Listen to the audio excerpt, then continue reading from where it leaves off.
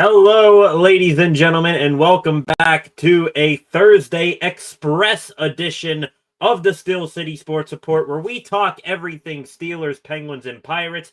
I'm your host, Brady Vini, back to our normal schedule after the live stream yesterday, watching the Pittsburgh Pirates beat the hell out of the Arizona Diamondbacks, taking 2 of 3 from them in that series. They begin a new series tomorrow night against the San Diego Padres.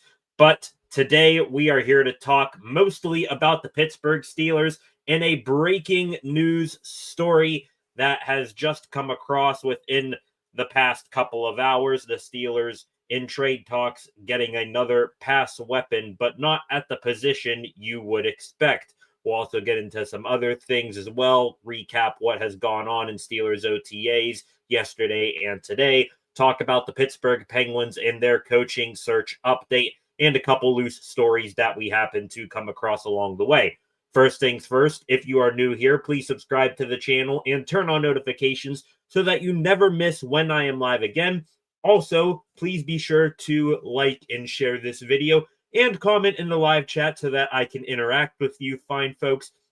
I enjoy it when you get your comments in there. That way we can interact and, doesn't feel like I'm just talking to a camera, of course. So we are going to start off today with the breaking news that came across from Adam Schefter within the past couple of hours. Let me pull it up real quick. The Steelers in trade talks with the Miami Dolphins for tight end Jonnu Smith. Here is the tweet exactly from Adam Schefter, which came across at 2:55 p.m. today.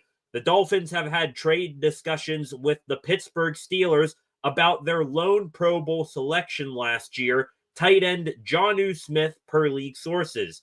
Those talks came after Smith expressed an interest in reworking his deal that is scheduled to pay him $4.8 million this season. With Smith seeking a new contract, Miami has sought a trade partner. Last season, Smith set the franchise record for a tight end in receptions, receiving yards, and touchdowns. Smith's preference, per sources, is to stay in Miami under a reworked deal. Unquote here, but like Schefter said at the beginning there, the Pittsburgh Steelers are in trade discussions about possibly acquiring another tight end. Jordan Schultz, this come across just about 30 minutes ago now. The Steelers have had preliminary conversations with multiple teams about potentially adding another playmaker on offense to complement DK Metcalf, per multiple sources. Pittsburgh is believed to be motivated to get a deal done at some point, though there's still plenty of time before the season. The Steelers could have up to 12 picks in the 2026 NFL draft. That there from Jordan Schultz, going the more vague route in terms of saying the Steelers are just looking to acquire another weapon on offense, period. But he didn't specify who exactly, unlike Adam Schefter, who said the Steelers have some interest in Jonnu Smith. I don't know what to think about that, honestly, ladies and gentlemen. Jonnu Smith, he is a name that has been in the league for a while. He's played under offensive coordinator Arthur Smith before, going back years when Smith was with the Titans, and then when Arthur Smith was the head coach in Atlanta. So he knows Arthur Smith's playbook. If, say, a trade gets done here in the coming days, then you won't see Smith have too much difficulties picking up Arthur Smith's playbook once again. Does have, a good build for the tight end position. 6'3", 248 pounds. Smaller than Darnell Washington and Pat Freiermuth, who are the number 1 and 2 tight ends currently on the roster. But Jonnu Smith ran an impressive 4.6 240 when he came out of the NFL draft in 2017.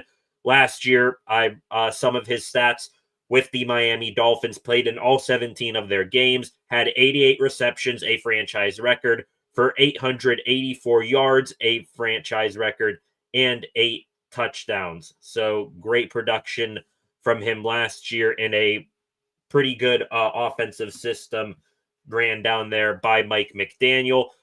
Going over his career here, 124 games for Jonnu Smith, 29 years old. He will be 30 during the upcoming season. Went to Florida International in college, but in his career, 124 games played, has 307 receptions for over 3,300 yards and 28 touchdowns. Started his career in Tennessee, had 4 years in Tennessee. Most of those were with Arthur Smith. Played 2 years with the New England Patriots in 2021 and 2022.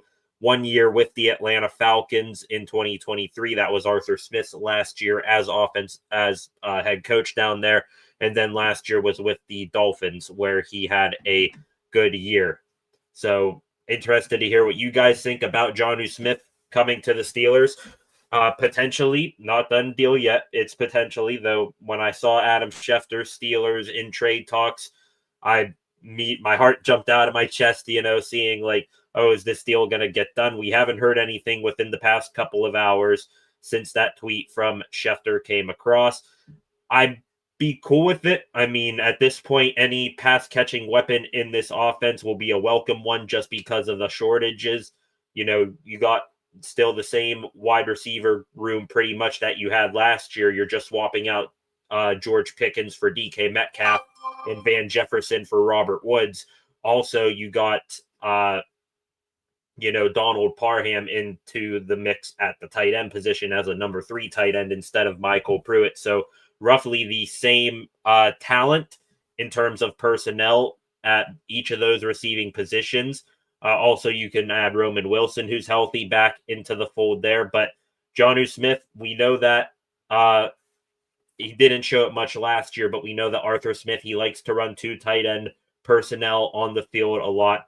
And if you get Jonnu Smith, you get another elite tight end receiving threat to pair along with Pat Freiermuth instead of maybe playing Darnell Washington as someone who's not. Darnell Washington, he's more like a 6th offensive lineman out there who could catch the ball every now and again, but a guy that you're not going to have running a bunch of routes in the route tree. So I'd be welcoming to the idea of Jonnu Smith. Still, would rather prefer it be a new number 2 wide receiver than a second, number 1-ish tight end. But hey, if Arthur Smith is going to get back to his playbook, we know that he sort of deviated from what he normally likes to do last year just because he didn't have the right people in there. Steelers, they've turned around their running back room, and now Smith could look to do more of what he wants to do. And if the Steelers get Jonnu Smith, he'll be doing it with a guy he's very experienced with.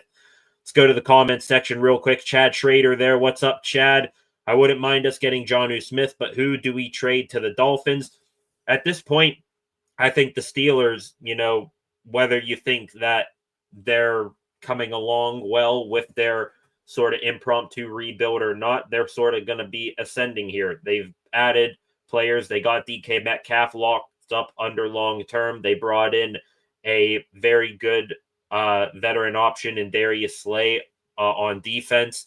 They're getting healthier. Cole Holcomb's back. Roman Wilson's back. So they are, aside from the quarterback position, which is still a question mark, and that question mark could go away if one ayahuasca drinking, God whispering quarterback were to make up his mind already. The team, other than the quarterback position, is much, much better.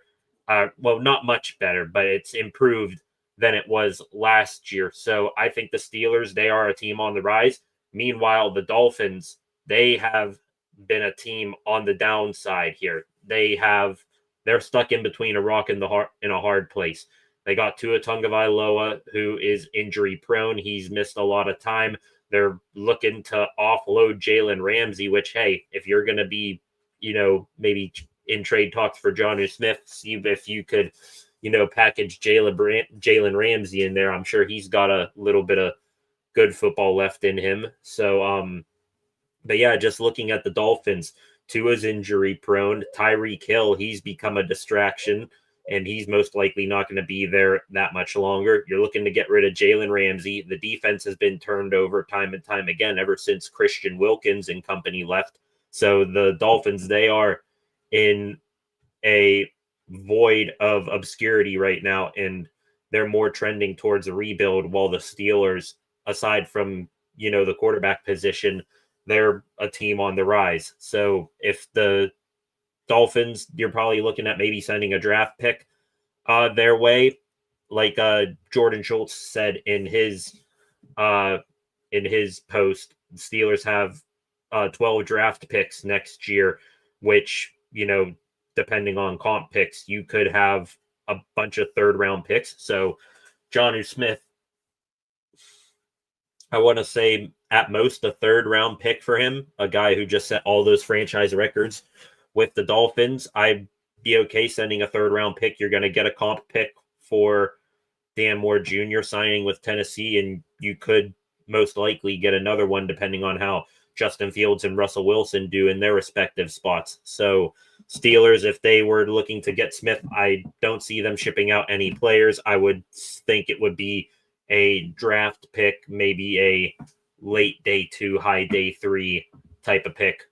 I wouldn't be shocked if it's like the George Pickens trade, honestly, where you send maybe a third round pick for Jonnu Smith, and then you get you throw in a late round pick swap. We know Arthur Smith likes to do those late round pick swaps, so we'll see if a deal gets done here soon. Glad to see you back in here, Chad.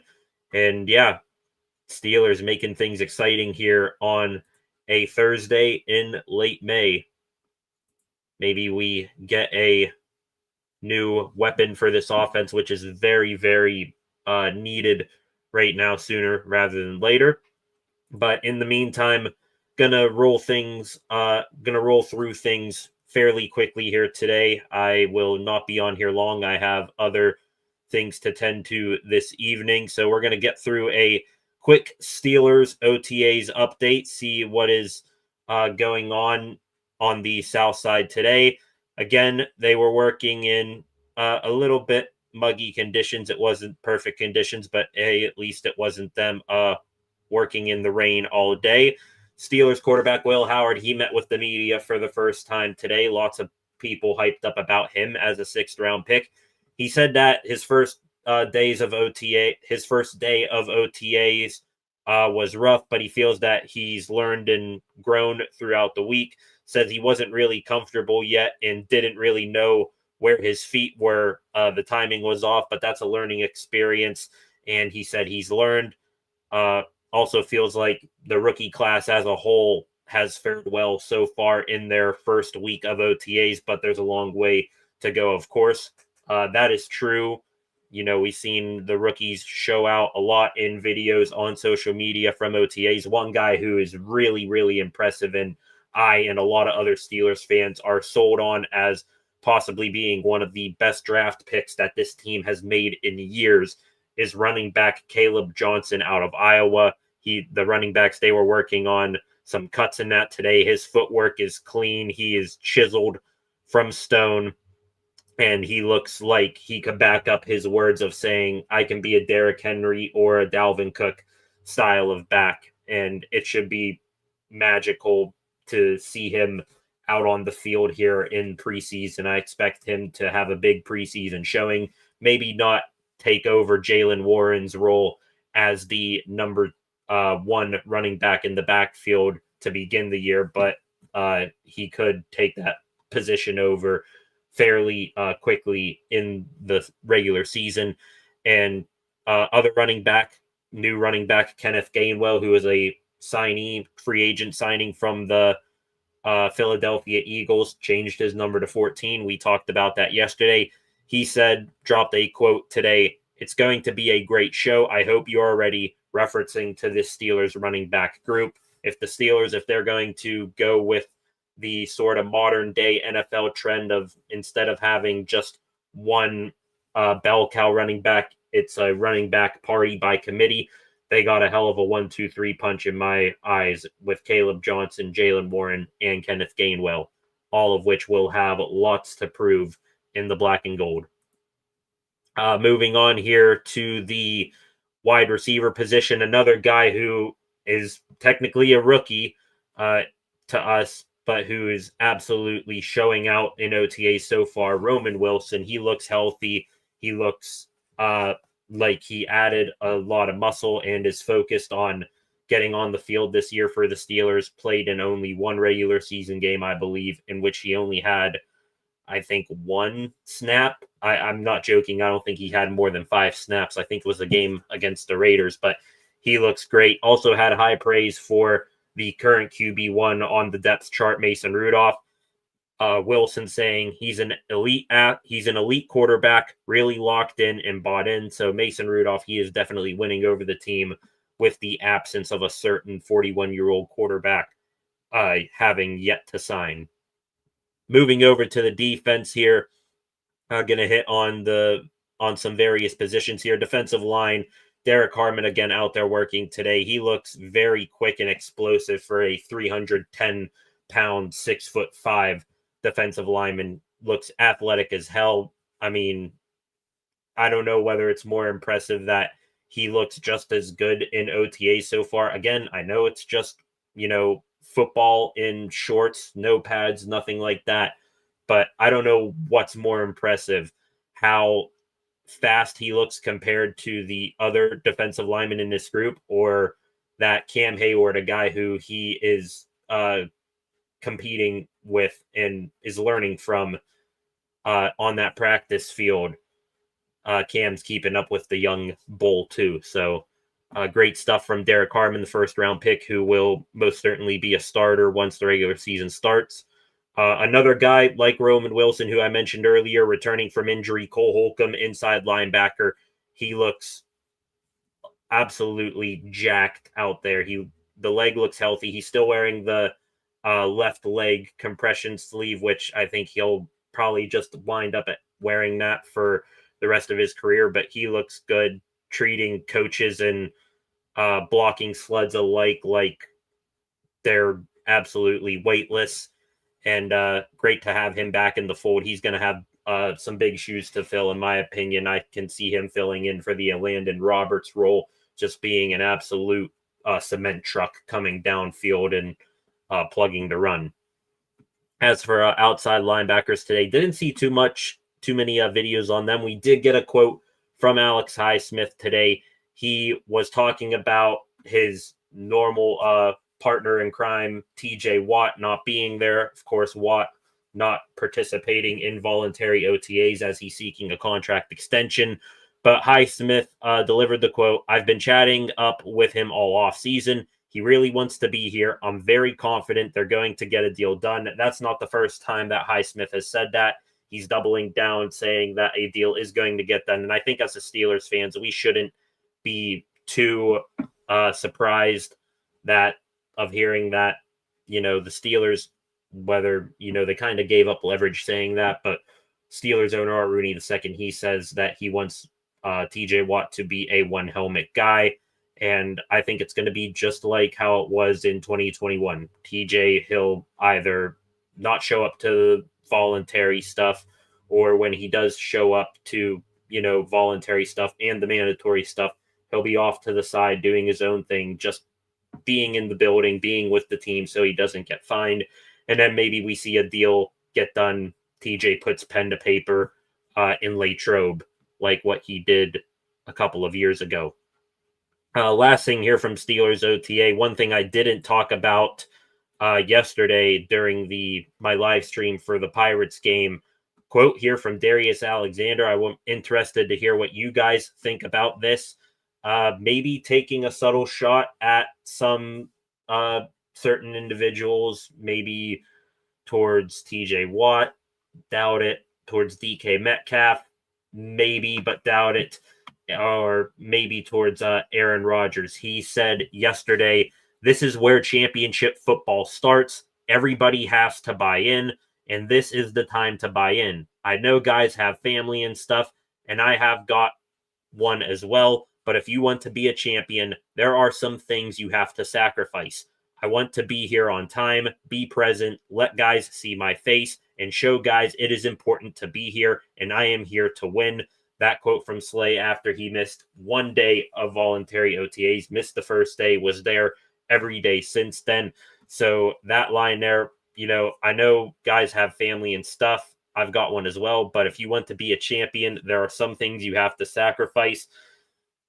Like, I think could be just saying that, to say, like, why give him a reason why he showed up after holding out for day one. But, I don't think he's going at TJ and DK. He could, we're not in the guy's head here. I don't think he's going at TJ or DK Metcalf when saying that, because TJ and DK, they both just became new fathers recently as well. I believe Metcalf has a 2-month-old, and TJ, he just had a child as well not too long ago.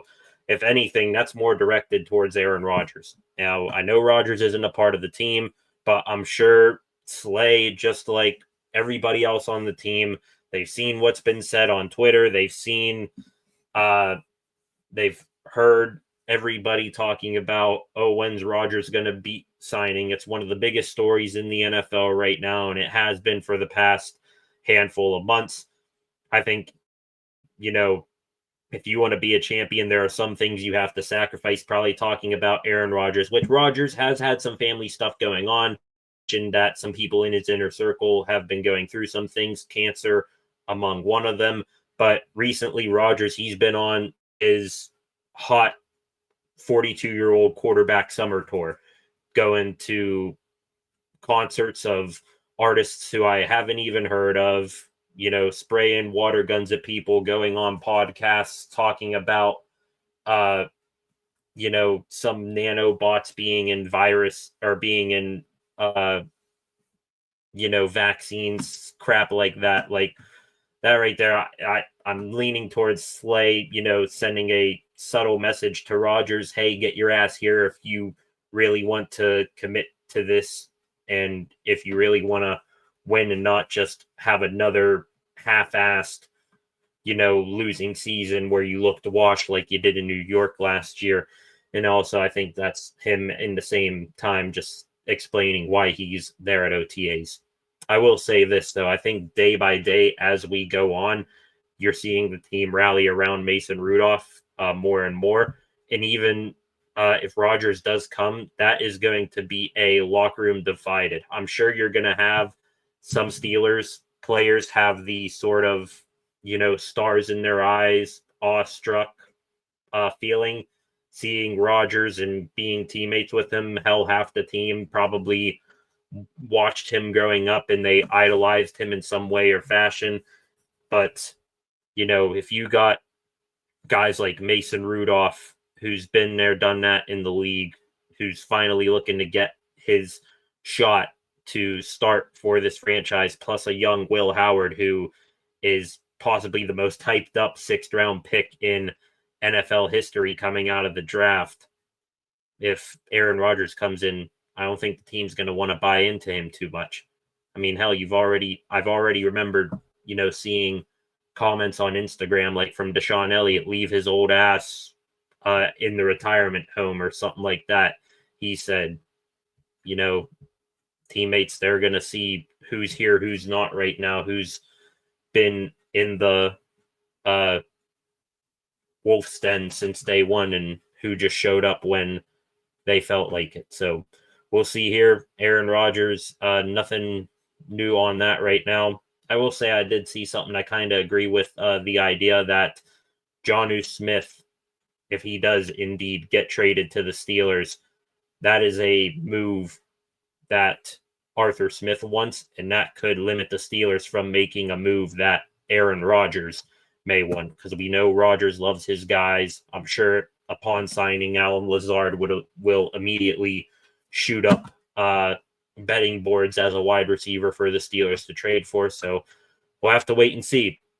Do you guys have any thoughts on what you've seen online from Steelers OTAs, or the Aaron Rodgers saga, or Jonnu Smith possibly getting traded to the black and gold here soon? Get those in the comments section. 11 of you in here right now. I appreciate you all joining me here on this Thursday evening. If you are new here, subscribe to the channel and turn on notifications so that you never miss when I am live again. Also, like and share this video.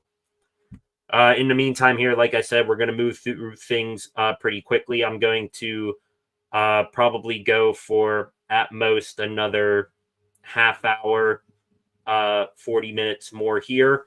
Let's talk about some baseball real quick. Of course, you're a Pittsburgh Pirate fan like me. You are very excited about what you saw yesterday. The Pirates tied up 1-1 in their series with the Arizona Diamondbacks yesterday.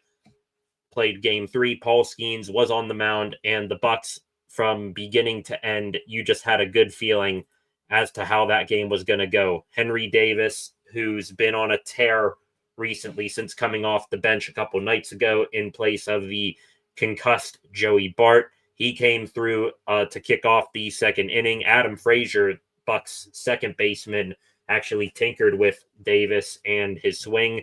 So whatever that little bit of advice Frazier gave Hank, it's paying dividends in spades right now. Henry, he put the Bucs on the board with an RBI single in the second inning. Going fast forwarding here to the 5th inning, the Bucs scraped across 2 more runs. O'Neal Cruz, with the bases loaded, bounced a double play ball to second base. The second baseman, Lawler, he threw the ball wild into left field, and 2 runs came around to score. That made it 3-0. Key Brian Hayes then singled home Spencer Horwitz to make it 4-0 in the 6th inning. That was the first run of a 5-run 6th inning for the Bucs. So Hayes singled in Spencer Horwitz. IKF doubled, which scored 2 more runs, made it 6-0. Andrew McCutchen then scores as well to make it 7-0. Brian Reynolds, he hit a triple off of the right field wall. That made it 8-0. Jared Triolo scored on that. So it was 8-0 when Paul Skeens eventually departed the game. He went 6 2/3 innings pitched, 4 hits given up, no runs, no walks, 7 Ks.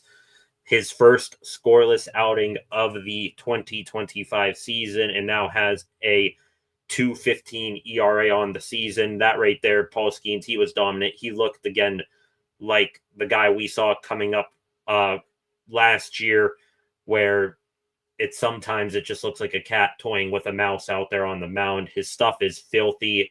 Go look up Pitch Ninja on Twitter and see what he's had to say about Paul Skeens. His off-speed stuff is as good as some other guys' hard stuff. It's absolutely insane what he is doing and what he is capable to do. So Skeens, he went a strong 6 2/3 innings pitched. Could have gone longer, but with the Bucs up by 8 runs, they wanted to save his arm a little bit. O'Neal Cruz then, he homered in the 8th inning. 2 more runs came across there. It was 10-0 Bucs. O'Neal Cruz, he didn't really have that good of a day at the plate up until that point. I think he was 0 for 4 with a pair of strikeouts. Then, as I was saying that on my live stream yesterday, he hits a towering home run. Didn't have the usual depth into the seats that you've come to see from him. It was more of just a rainbow that got over the wall. So O'Neal Cruz, he continues his home run success. Final score ended up being Pirates 10, Diamondbacks 1. Their most dominant win of the year, coming off of their comeback win the night prior. The entire team hit for the most part, and they got to Zach Gallen, the Diamondbacks pitcher, early and often. They were swinging early in counts, and that really benefited them, sort of their ambush tactic for the final game of that series. And like I said, taking 2 of 3 from one of the better teams on the West Coast. Just talking more about Paul Skeens today, he wrapped up his month of May, 37 2/3 innings pitched, a 1.91 ERA, 38 strikeouts, had just a 1.04 whip, and opponents were batting 184 against him. Absolutely dominant stuff. Record-setting dominance from him. By the way, Skeens, happy birthday today. Glad to have you here. And another stat, MLB themselves dropped 4 hours ago. Paul Skeens turning 23 today. He has the second lowest ERA before his 23rd birthday since ERA became an official stat in 1912. The only guy better than him in terms of ERA before turning 23, Dutch Leonard with a 186 ERA all the way back in 1913 and 1914, below Paul Skeens, third on that list with the lowest ERA before turning 23. Tell me if you heard this name before. Babe Ruth in 1914 through 1970 with 207. So Paul Skeens, at this point in his career, on pace to be a better pitcher than Babe Ruth was. Just, you can't help but be in awe of this guy. I know Donnie Kelly, Pirates manager, he too talked about Skeens after the game yesterday, and he is absolutely thrilled to be managing such a phenom like this. Best quote you'll hear about Skeens for a little while. Kelly said, "There's few pitchers like Paul. When I was younger, I got to play with Justin Verlander and Max Scherzer, and really, that's what you see in Paul. He's definitely a guy you want to build around." That right there from the Bucs manager. Hope that last line was more true. He's definitely a guy you want to build around. Tell that to Bucs general manager Ben Cherington. But just all out dominant day by Skeens, dominant day by the Buccos. Also, by the way, O'Neal Cruz on pace to hit 34 home runs and steal 51 bases this year. At the rate he's going, he could possibly be the 7th player in MLB history to have a 40-40 season, 40 home runs and 40 stolen bases. We'll have to keep eye on him moving forward, see if he does indeed reach that mark. So great stuff from the Buccos. They are off tonight, probably right now enjoying a day at the beach before getting back in action tomorrow night against the San Diego Padres. 9:40 first pitch in that game. Let's go back to the comment section real quick, and there's a familiar face. Flacco, welcome back. LOL, how many tight ends do we need? At this point, I don't care. It's another pass catcher, a dude who had nearly 900 receiving yards last year and 8 touchdowns. At this point, if you're the Steelers, with how much luck you've had in getting, good receiving productivity over the past handful of years, you can't be upset getting anything at this point. To me, though, like if you do get Jonnu Smith, I know you got Darnell Washington and Pat Freiermuth. Those guys aren't going anywhere. What does that say? Do you stick with Donald Parham, a guy who you signed? He's another big target as well. What happens with Connor Hayward's another question. He's more turned into like a fullback, but you got to wonder, what happens with him. I love Jonnu. I'm just like, why don't we use Darnell more? I know. Well, here's the thing. You get Jonnu Smith. We all know that Arthur Smith loves to run your 2 tight end sets. So passing sets, you run out there Pat Freiermuth and Jonnu Smith. If it's a run block, maybe you keep Jonnu Smith or Freiermuth out there and you bring out Darnell Washington. Or if you stick with, 4 tight ends, have 2, 6, 7 tall guys out there and Darnell Washington and Donald Parham Jr. On running plays. At this point, I'm looking at any pass catcher as a welcomed addition. Still, do I want it to be a wide receiver? Absolutely. Keenan Allen, Amari Cooper, be cool with either of those guys. You complete a trade, maybe DJ Moore gets shopped more. Aaron Rodgers comes. See, that's the one thing. I know I want a wide receiver over a tight end, but I would actually take Jonnu Smith over Allen Lazard at this point. I would take a number 2, number 3, depending on how you would slot in Jonnu Smith and Darnell Washington. I would take that over Allen Lazard, who's just going to be kind of like what you have already. An older guy like Robert Woods, who's on the back 9 of their career and will give you at their peak wide receiver 3 level production. I don't want Lazard either. Yeah. Also, that screams that Aaron Rodgers is going to be calling the shots. Like, aside from Green Bay, things didn't really work out in New York. We're not going to take any New York Jet retreads here other than maybe Rodgers and have the same thing that happened there happened here. So let me take a quick scroll here through Twitter, see what is going on.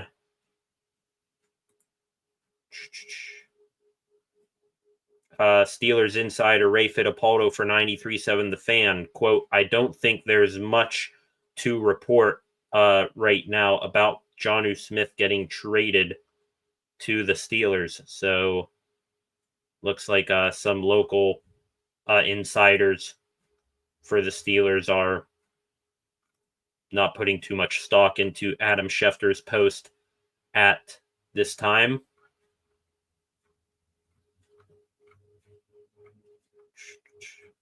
Interesting here, an MLB trade that we will get to here when we get to the random news story segment.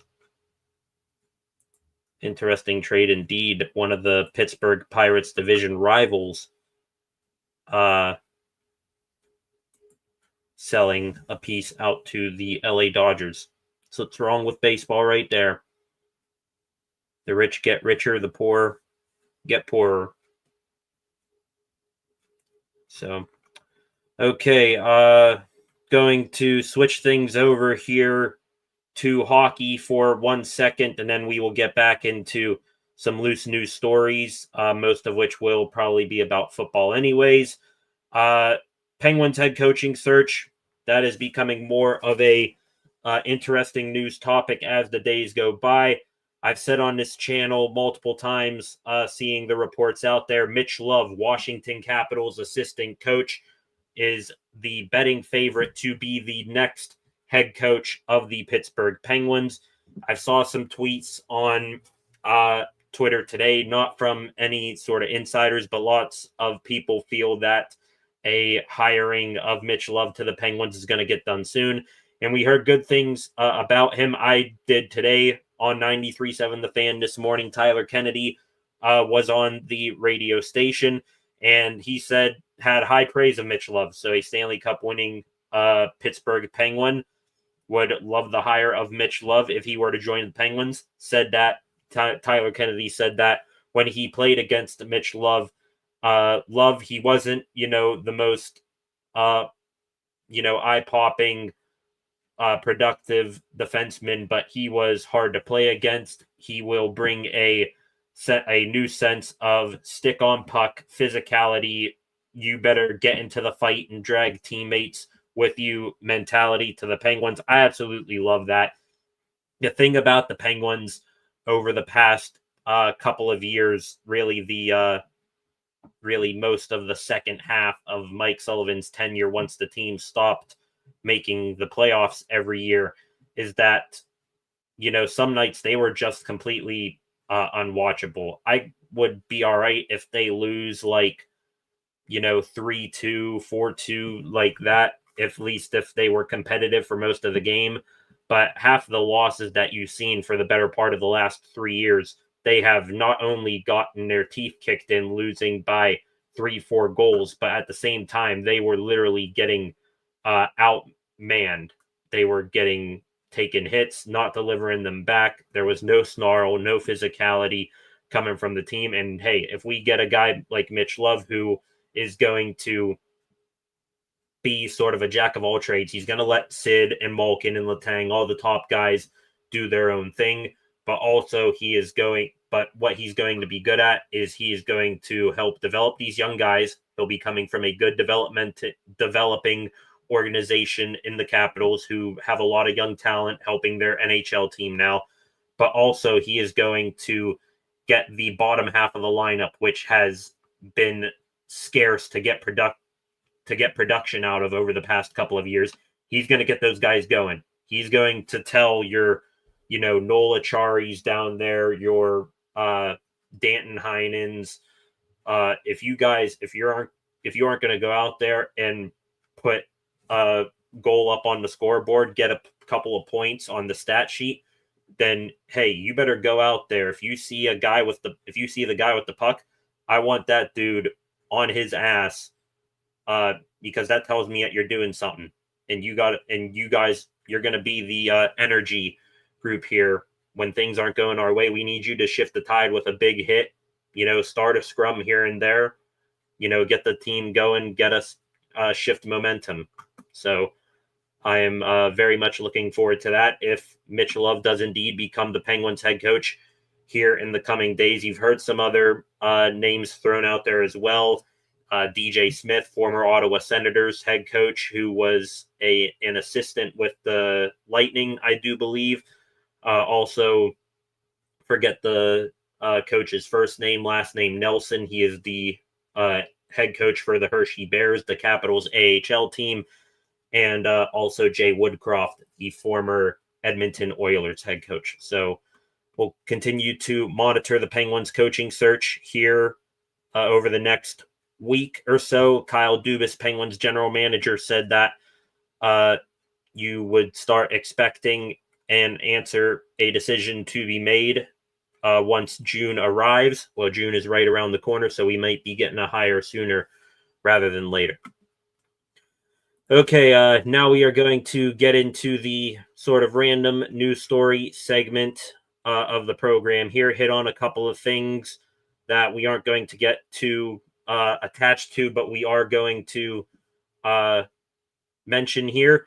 Kenny Pickett, upon hearing that name, lots of Steelers fans immediately turned their expressions towards that one of wouldn't say hatred, but dissatisfaction. Well, he intentionally fired shots at the Pittsburgh Steelers yesterday when he was getting interviewed by some Cleveland Browns media, talking about his time last year winning the Super Bowl as a backup for the Philadelphia Eagles. He dropped the quote, "I was shown how it's supposed to be done." Definitely they're taking a swipe at the Steelers organization, but more so Mike Tomlin, calling the Eagles the golden standard, which they are right now in the league, the golden standard to follow. But, sort of being a persona non grata, but taking underlying subtle digs at the team and the coach that drafted him. What makes this even more newsworthy, former Pittsburgh Steelers linebacker, Steelers legend Jack Lambert chimed in on the post of Pickett, saying this from Andrew Filipponi from 93.7 The Fan. Pony adding, shots fired at Tomlin and the Steelers. He's not wrong. Jack Lambert commenting on there, well said, Kenny. So Lambert, he doesn't, as a linebacker and a Super Bowl champion with the first dynasty of this historic franchise, he doesn't seem too satisfied about where things are with the organization right now either. Moving on here, Russell Wilson, he was on a radio station up in New York, and he was talking about his experience last year with the Steelers organization, talked about George Pickens a little bit, said that, Pickens, he's misunderstood, but he is one of a kind, and he has the skill talent to go from a great wide receiver to one of the best in the league. Also talked about how things went last year for him with the team, saying that he enjoyed his time in Pittsburgh. Man, it was a good place for him. It really helped rejuvenate him and his career. The locker room there that he was a part of was pretty good, and also had praise for Coach Tomlin as well, saying that, he enjoyed playing for a successful coach like Tomlin, and that he is everything he hoped for when he arrived in Pittsburgh for the first time. Moving on here, some things that don't necessarily have to do with Pittsburgh sports, but are relevant to some fans here in this region of Pennsylvania. Moving into the college ranks, going to talk about my alma mater for a quick second. This from Pete Thamel, who's sort of the Adam Schefter, Ian Rappaport of the college football world. Longtime Pitt football media relations head E.J. Borghetti is moving on to a different job in the university, ending a distinguished 28-year run promoting Pitt athletics. He will be a special assistant to Senior Vice Chancellor for External Relations at Pitt. Thank you, E.J. Borghetti. Definitely contributed greatly to the success of Pitt athletics, including ACC championship for football, the volleyball team being one of the best in the country in recent years. Also, Pitt basketball doing decently well in the past couple of years as well. So thank you, EJ. Also, moving back into hockey here, this was shocking, but then it got cleaned up relatively quickly. Penguins fans, you can't think about Sidney Crosby too much in this town without thinking about Alexander Ovechkin, forward for the Washington Capitals. And we all almost had a bombshell dropped on us today. A email was sent out by the Washington Capitals to season ticket holders today saying that this upcoming season, next season, will be the last of Alex Ovechkin.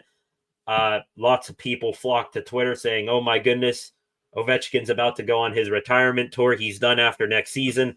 That quickly got cleaned up. Capitals PR on Twitter about a couple minutes after the fact, seeing that email, said no decision has been made on Alex Ovechkin's future following the 2025-26 season. An email was sent from an individual with the corporate sales department that mistakenly alluded to next year being Alex Ovechkin's final year. So instead of needing to pay hundreds of dollars to possibly see Alex Ovechkin and Sidney Crosby go at it one more time next year, we might get a little bit longer period of time to see that. Anyways, Ovechkin not retiring soon. Just this is me spitballing here.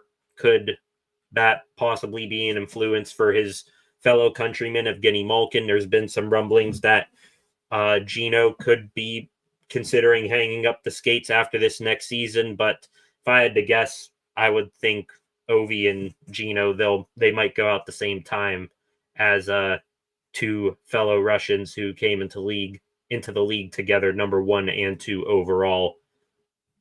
So that's it for hockey. Back into baseball. This is what I was alluding to a couple minutes ago, 51 minutes ago, from Robert Murray, MLB Insider. The Los Angeles Dodgers are acquiring reliever, which really this guy was their closing pitcher, Alexis Diaz, from the Cincinnati Reds.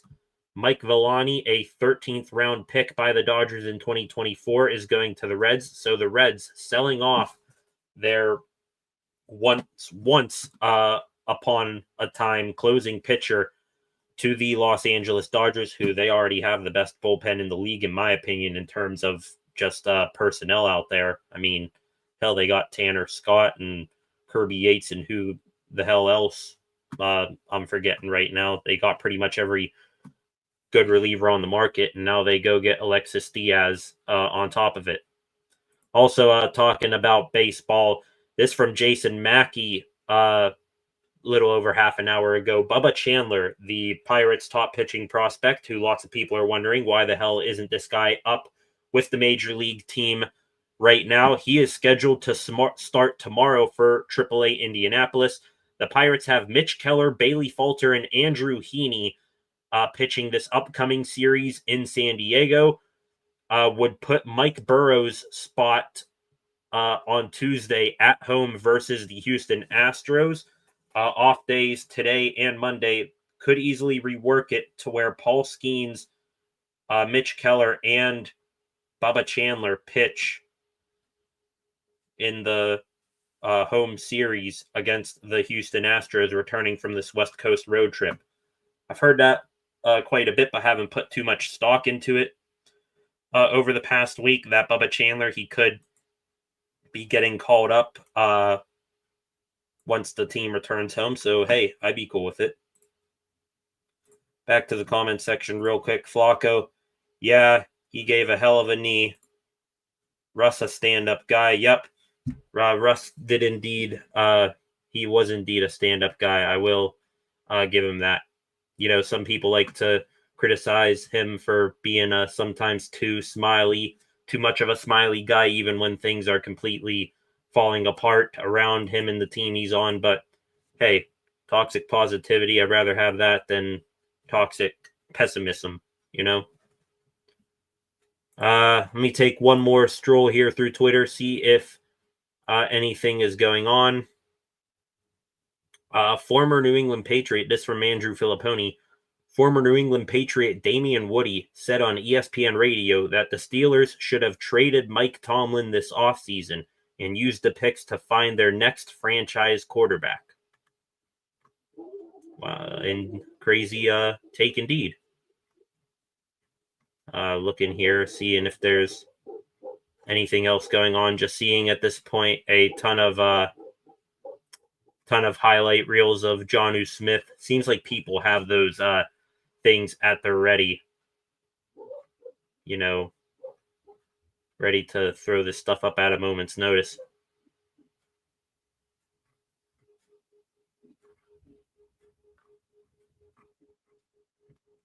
Looking here, not seeing too much else going on at this point. Field Yates adding to the Jonnu Smith trade speculations again. Steelers offensive coordinator Arthur Smith loves Jonnu Smith. He had him as a young player in Tennessee and then again in Atlanta. Everybody knows that by this point. So we'll see if a deal gets done. With that, ladies and gentlemen, like I said, it's going to be a quick one here tonight. I'm going to wrap things up here. Not seeing much else going on Twitter. Had a little bit of exciting news.